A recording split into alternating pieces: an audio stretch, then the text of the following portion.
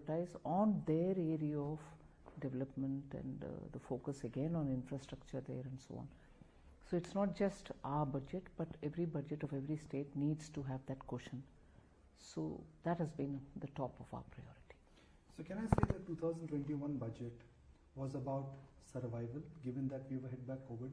2022 budget was about revival, but the spirit of this budget in a sense was really thrive, so that India can take a giant leap forward. Sustain to thrive, if I may add that. Because this year is going to be very critical. We need to have that, that taunt, really that tension which has to exist in the wire to remain, fully flexed. If I am able to express myself well, you can't leave it loose, nor can you pull it too strong that it will break. So we need to keep it at absolutely that stretch which is right for it to be in the note. So it is that attempt which we have done this time. And in the process, we have just not forgotten about the critical areas which are so critical for India, to be inclusive and to cover areas and regions which have not really benefited by focused planning and so on. So we have kept all the three layers of elected governments, the center, state and the panchayats and so on. So that balance and that holding tight but not too tight, so that we can move fast, take off fast. With each passing budget, Madam Minister, you've raised the bar. Indian budgets are now simple, predictable, and more importantly, impactful. Has Srimati Nirmala Sitharaman redefined the budget making process in India? On just one point, I'd like to believe so. And that one point is to make budgets really what they are, speak what they are, to be read as what they are, and to be seen in numbers as what they are. Honest attempt, thanks to Prime Minister Modi's principle of be transparent, be accountable, to make the budget really speak truly what it is, rather than push something somewhere, cover up some others, keep everything outside that which is troublesome, not show it in budget. I didn't want to do that, and that has been from my day one, but of course it does take a year or two before you really are able to pull that kind of influence in the budget. So I would think in the last 3 years we have aspired to show that, and I'm convinced we are showing that. Madam Minister, we live in a very uncertain and tumultuous world. 2 years ago COVID hit us, last year it was the war. You don't know what's coming next. So in case there is an external shock this year, what are the buffers you are building in on the expenditure side as well as on the revenue side? The buffers on the expenditure side is to be efficient in dispersal, efficient in multiplier giving, usage of money, and also to be sure that where necessary succor has to be provided to the economy, we will provide it, but we'll make sure we are transparent and efficient about it, not remain without asking the right questions. So efforts will have to be consciously taken for avoiding pilferage or unaccounted dispersals. Otherwise, I think plugging the loopholes in revenue generation, and also making sure that avoidance is cut down. Like for instance, in this budget, you would have seen some steps that we've taken are not so much for taxing people, are not so much for earning money from them, but certainly if there is a clear sign, not subject to any subjectivity, clear sign of avoidance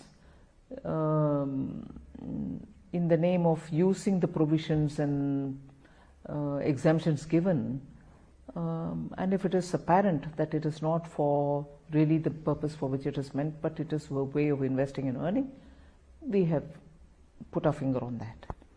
So that is one way of making revenue being, or the collection being efficient, widening the tax base, both in GST and in direct taxes, and also making sure that blatant staying out of the tax system should not be entertained. And how do you arrive at blatant staying out? There are very clear signs of the affordable levels at which you are, or well above the affordable, and therefore we want to. So these are conscious steps taken for India to generate right revenue, legally claimable revenue, and timely revenue. Madam Minister, the high point for this year is the uptick in revenue collection, tax collection, both direct and indirect. Now your estimates for next year are conservative. Some would argue that to get a beat on a higher base would be very, very difficult. We've tried being, I don't want to say underestimating our, potential, but we want to be realistic, because the field formations also should not be tempted to resort to, my God, this is a target given to me, will I be able to fill it? And therefore, we assume the chances given for petty harassments. And several petty harassments can become a pain point, and we don't want that at all. One. And second, it's all right to give a budget with fantastic numbers, but end of the year, it's again us who will have to answer it. So we've also brought in that element of be realistic. Don't overstretch yourself. At the same time, that overstretching can also hurt others. So everywhere we've tried being realistic. And that's why when people ask me, have you reduced your budget on some things? No, we've been realistic. Absorption is also a very important indicator of where your money will be well received. There's no point in giving money in every head because it exists. You spoke about the multiplier effect. Is that going to be the onus that you want to boost up the capital expenditure because the multiplier effect is the strongest, perhaps what you've seen in terms of the return back to the government? Yes, undoubtedly. And in the last 2 years, when we went in that route, initially taking big risk, but later on we found that that is well established. We could prove that it is a system which works for India. And we were also convinced that it goes through the right route of eventually giving money in the hands of the people. And therefore, the last 2 years gave enough confidence that for the gaining of the right number of multiplier and sustaining it for both the short and the medium term, this is the best route. Madam Minister, the global supply chains are still broken down. Globally, inflation scare is not over. Since this budget is pro-growth, pro-development, there is a big allocation towards expenditure. What are the chances that it may end up stoking inflation in India?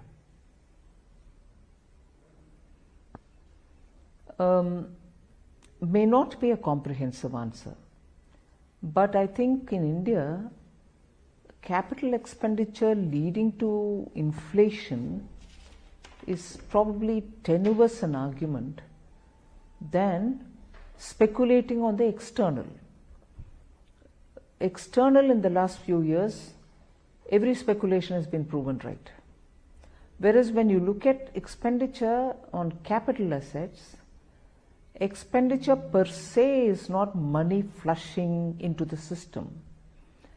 Expenditure in capital is actually going for purchase of goods. And those goods are core goods for the economy. They are not what you may call, imitative expenditure. They're not flamboyant expenditure that somebody copies somebody else for the sake of living up to the Joneses. And therefore that adds to inflation. But that is the conspicuous consumption route. No. We are, through the capital expenditure, creating demand for core sector products, which in turn generates employment, which in turn gives money in the hands of people who have worked for that, and therefore they in turn bring in demand for your basic core living, which could be perishable goods, which could be basic food items, which could be essentials of FMCG, and so on. So the chances of capital expenditure spike leading to an inflation is a bit tenuous, because it brings in supply also together with demand. But for the sustainability and for India's GDP to grow, center has done their own bit in doing heavy lifting in terms of capital expenditure.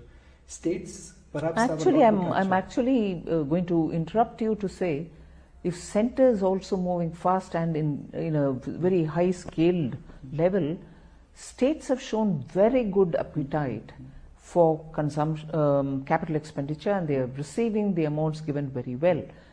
But to be fair to them, that component of this capital 50-year loan that we give them, which comes with conditions, is where many of the states are finding it difficult to move ahead fulfilling those conditions, and therefore the 20% amount of that 1 lakh goes slowly, not as much as the other 80% goes. So that's where the difficulty is. It's not lack of appetite. Prime Minister Modi's vision of financial inclusion now seems to be at play. For the first time, we are seeing savings are migrating out of traditional savings instrument into equities. Number of demat accounts. FIs were sellers last year, but domestic institutional investors were net buyers. Do you think the trend of this shift is a multi-year trend according to you? I would think so, because people have tasted a certain success and they're able to see that the traction change has not resulted in hurting them, but it's actually helped them. They've not burnt their fingers. They're able to see, but every time I think many of them are conscious of the risk which is embedded in it. And I'm also happy to see that they are not just moving into equity, but also into debt, which is a very healthy sign, in that the investor is getting a lot more discerning.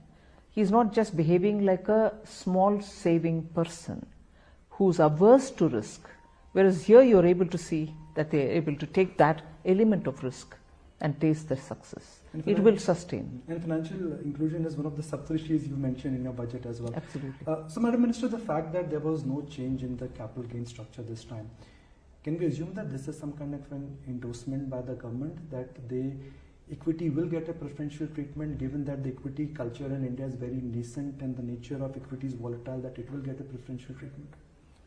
Also consistency in policy. We don't want to keep changing too many things in too few short time. Capital gains tax, the last amendment was probably in 16 or 18? 2018. 18. Yes. And subsequent to that, ideally even 3 full years of not even gotten completed. So do you want to change the policy immediately? No, you would want to see how it works out. So in spite of the calls for this or that way of change, I think we more went in the way of providing stability in policy. I'd like to draw your attention to a big success story, PSU banks. They had a lost decade, now they are back on track. The balance sheet is recapitalized. The NPAs are completely over. But operationally, do you think a lot needs to be done there? Because if I look at the ratios for PSU banks, they have a lot to catch up if you compare them with the private sector. Absolutely, but there is a good lot of change there. They are lots more professional now. They're able to speak for themselves. They're not speaking as though, all right, even if I fail, there is somebody behind me who's going to keep unquestioningly giving me. That culture has changed. I can, even in my short period as a finance minister, I can tell you the way in which from the time you start your budget preparations, there would be early whispers or calls, and then also some heavy recommendations for recapitalizing banks. And it was as though if you didn't, they'll collapse. Gradually we moved from there, and now there's not just one call anywhere, not even one word anywhere saying, are you planning to recapitalize? No, banks have realized that they can stand on their feet. They can raise market monies from the market, and they realize it actually gives them a better spine with which they can stand up and speak. So there's no more, it's all right, there's somebody to support me. No, I can perform, I will perform, I'll show that I can perform. That sense is coming. You were right in saying one thing, that there's a bit more of management certainty, tenure certainty, and decision making to the extent of middle management. The top managements are all fine, they are totally seized of what they want. I think the middle management needs that kind of a confidence in decision making. So those are elements which we will have to infuse, and the banks will have to build consciously in themselves, so that they can become completely professional and behave at par or even better than the private banks. But Madam Minister, if we have to become the third largest economy in this decade, we need capital and we need world-class infrastructure. Now we are a capital-starved country, which means we'll have to rely on foreign capital. The infrastructure really needs to take a giant leap forward. How will we achieve that? This capital-starved country, I would like to have a bit of a rethink on that line. I would have said that in 2019. But the way in which domestic capital was available for people who are smart enough to use them, smart enough with good books to use them, and also their readiness to also get into the market, were all, the myths were disproved in 2020 and in subsequent 21 as well. So there is not a scarcity of capital. It is there, it's lying dormant. It has got to be knocked to be made awake. May not be sufficient, I grant that, may not be sufficient. But if this starts moving and moving in the way in which it favors greater, moving into areas of productivity, foreign capital will not be waiting for too long. But I'm not saying foreign capital is waiting for this trigger to happen, that's anyway coming. But the delta will be a lot more if our fellows, within India are able to wake up and see what's before them. On infrastructure, it's the government capital. Government is doing a lot of heavy lifting. Now we can argue that private sector is committing to capex cycle, but looking at the size of the opportunity, the entire determination of the government to really take things forward, predictability in taxes, do you think they should really catch up now? I'm also purposely trying to look at it differently. Indian industry is not just represented by the old industry. There are just a lot of new ones who are coming up. New ones who are not just the small startups. New big ideas which are also getting grounded. And also new opportunities which are now there, and in the last few days I've had quite a few people talking to me. If there are the airline sector coming up with unbelievable numbers for demand, in the sense purchase of new aircrafts, it actually spurs the growth of the aircraft maintenance industries, training of personnel, that sector. And that itself is going to bring in certain things which probably were somewhere in the immediate neighborhood for India, Middle East or somewhere, but that's going to happen here.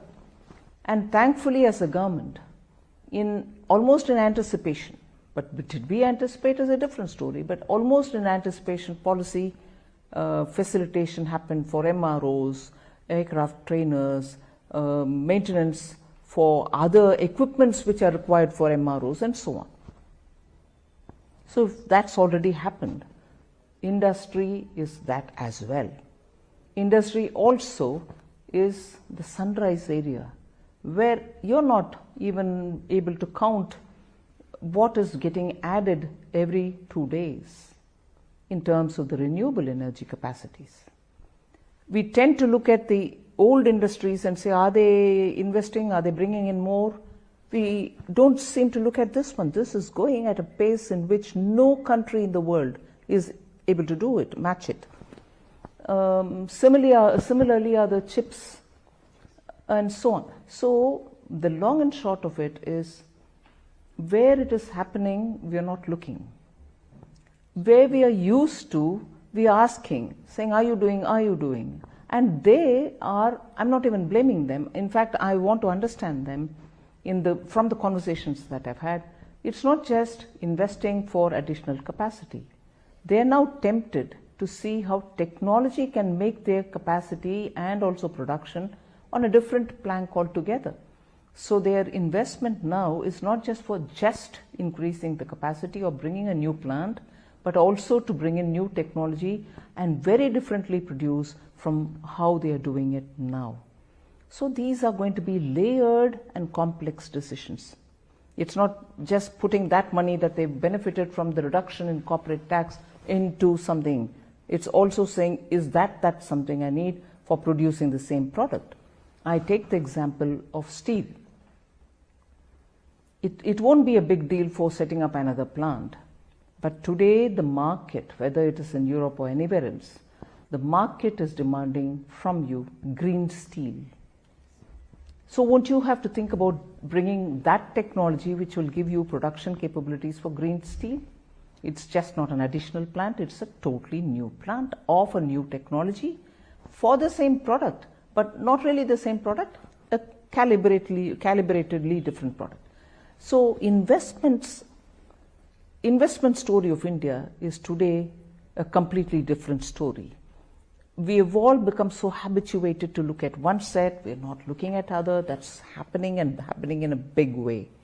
This story, we are looking at it from the same old way of saying, are you bringing, but they're doing lots more of their work. So I think we also will have to change the ways in which we are studying the Indian economy. Indian economy is blooming in very many different areas. Of course, it has very many areas which need more attention. It's not as if I'm blind to this, but we have to see India in a newer context and concede that there are things happening which we are not even grappling with. So true, Madam Minister. Madam Minister, Adani Group of companies, they've been the eye of the storm. Are you satisfied with the response the regulators have given? I think the regulators in India are very well specialized in their areas. In the last few decades, the lessons learned by each one of them and the newer institutions which have come in the process through the legislative processes itself are very capable and match their peers elsewhere. I will not buy for a moment anyone saying Indian governance or that which you referred earlier, the governance or their regulatory mechanisms are not good enough. Not at all. In fact, in very many areas, we seem to be leading the way in terms of good governance. That's not to say that everything is all good about everybody, but I'm confident that the Indian regulators are well seized of what they have to do, and they will do the needful where and when necessary. I take the example of RBI, for instance. Most often people say, oh, no, the regulation work will have to be done better. Look at what happened. In 2019, matter of fact, repeatedly I used to receive calls from, are you sure there won't be any more NBFC collapse? Are you sure there won't be any banks collapse? But even that one particular case, the RBI stood in time to set the matters right. So I think we all should see our regulators with due respects, without cynicism. They are world class. They will do their job. But Madam Minister, the sell of an Adani group of stocks has led to extraordinary volatility in the market. And the regulator's job and the government's job is to curb the market volatility. Given that this kind of an extraordinary volatility could be repeated, is there a case in revisiting the way how FIs invest and trade in India? Well, I think the SEBI should be given a time to, come up clearly on understanding how this happened, what has actually happened. Okay, if I say this, people would say, oh, don't you know what's happened? Yes, we all know. But when I say what has happened, I'm saying it in a lot more deeper sense.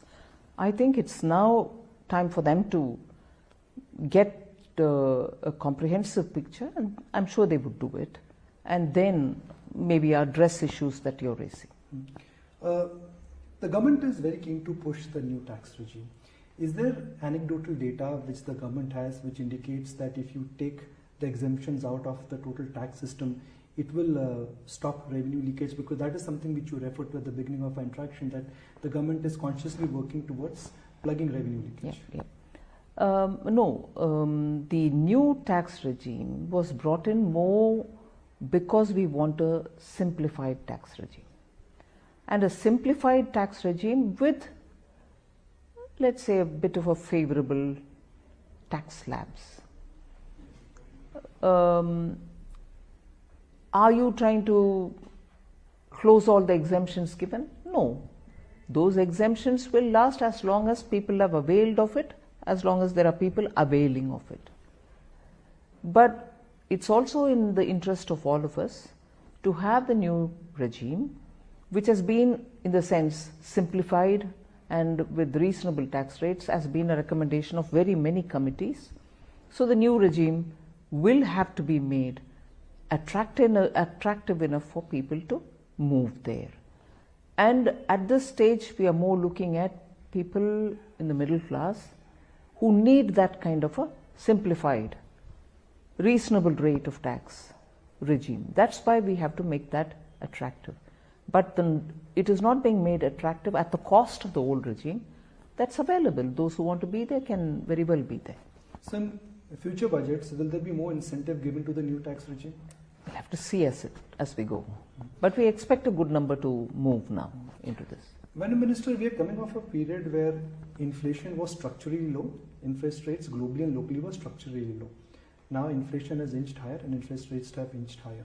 Given that India's savings are becoming lower, what is your view and what can be done to bring savings back? Because that has been the USP of India, a strong saving base. Again, how are we looking at savings? Yes, India's culture, the family culture, and India's mindset of individuals is your first. I know there's some bank's motto also. Let your first expenditure be your saving. You know, some bank had it as a motto, if I can't recollect it. But it had that line, but in a more simpler thing. Let your first expenditure be your saving. They would have that mud pot wala gulak, is it? Gulak? Color. No, gulak. Gulak, yes, gulak. Yes, gulak. Into which a coin will be shown as being dropped, piggy banks. So like that, this country has had this culture of make sure you save something much before you spend something.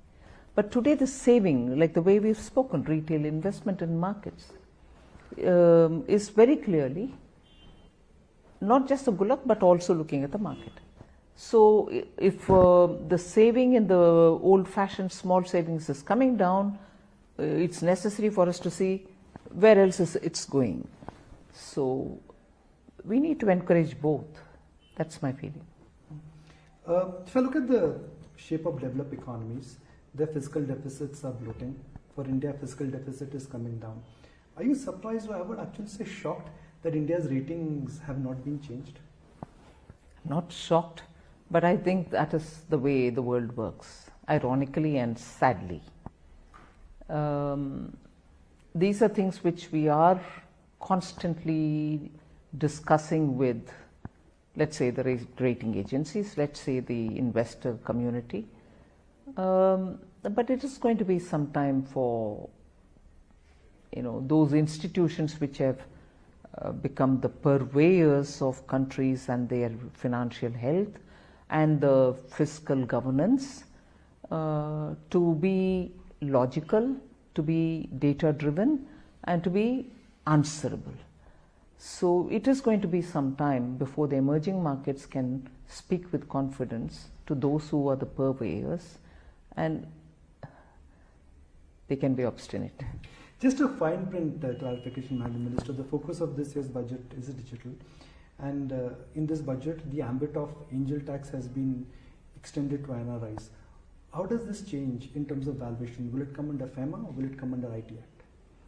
No, I fully understand there is incongruity between the FEMA and the way in which we have implemented the taxation. One, first of all, it doesn't hurt the startups. They still enjoy the concessions given. We are trying to also bring parity between the domestic investor with the non-resident investor. But the difference between the FEMA and the income tax is more when income tax looks at ensuring equal or at par treatment, and FEMA looks at things which are beyond, the finance ministry's narrow taxation limitations or viewpoints, because FEMA also looks at how money gets, round tripped. And to curtail it, it has one measure, which in principle we also agree. But that's the way it has played out. It is not to hurt anybody, and it doesn't certainly touch the startups with whom we've encouraged since 2016, little by little a regime which helps them.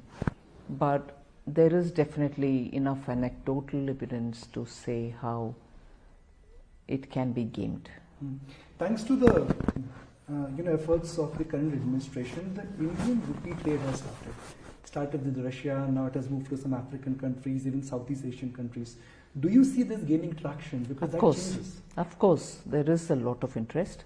There are, of course, periodically reports in the media saying it's yet to play out and so on. But when you get into nitty-gritties, people do want to convince themselves. But in principle, all of them are agreed, and in some it has already taken effect, and some others, they're getting into details to work it out.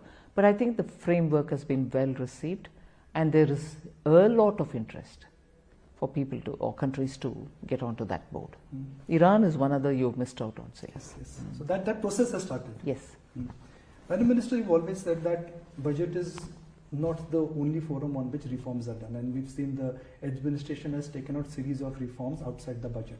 But in the run-up to the election cycle, 15 months away, since the countdown has started, how will you maintain a balance between reform and policy? I shop online a lot. Until this day, I'm still surprised by how many good tech deals Karma's... To whom this question will be asked. I have not even yielded to the temptation. So you shouldn't ask me this question. In fact, I've shown my intent of not moving in that direction at all.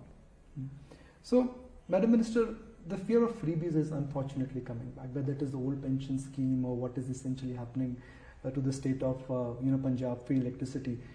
That could change a lot of assumptions and calculations this year. Would you agree with that? I'm yet to find that debate taking a fully informed set of facts on board and then move forward. So debates, particularly on money matters, cannot be on impressions. It cannot be on the impression of the current dispensation of the government. It cannot be on the impressions of current fiscal position. You have to be conscious that these are things where the next 2 generations of Indians can be affected. Just as where we are today, earlier generations had laid the foundation, we don't forget that. So a conscious call will have to be taken, but not just by one, but also by everybody, because it has an impact on India's fiscal. Keeping that fact in mind. You just can't be so buccaneer on these sort of things. So I would think quick decision making, speedy decision making cannot govern here. This has to be a considered decision with facts in your hand, not of facts of today, but facts of what is going to happen to your future generation. So we have to be careful. I'll not extend my appointment beyond 3 more last questions. This is the Amrit Kal. What is the meaning of Amrit Kal for a common man? It's a time when I think a lot of foundation which has been laid will start giving rewards. It's also a time when it will not be too much for an Indian to dream of doing things in his country, of deriving values for himself from it, and also seeing tangible progress from where he is to where his children would be. So it's the churn, the proverbial, Samudra Manthan. The churn is actually now in a position to yield the Kalash. But it is still not in our hands yet. So I think these are that tiring phase where the churn is gone and we can't allow to let Vasuki down. You have to also be careful with the Vasuki and yet reach out to take the Kalash. So if I don't put it so metaphorically, it is because, just imagine 20 years ago where we were, Yes. and where are we today. And Similar will be the kind of observation which another set of people 20 years from now say, God, really, is this fast have we moved?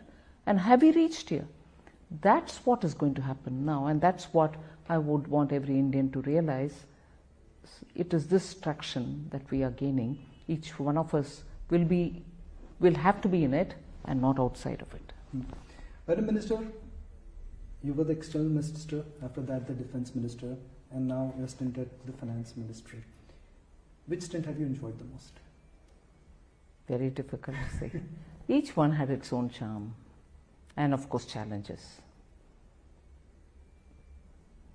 Allow me to ask you one more question. I've been always curious to know that what is a day like in the life of India's Union's finance minister?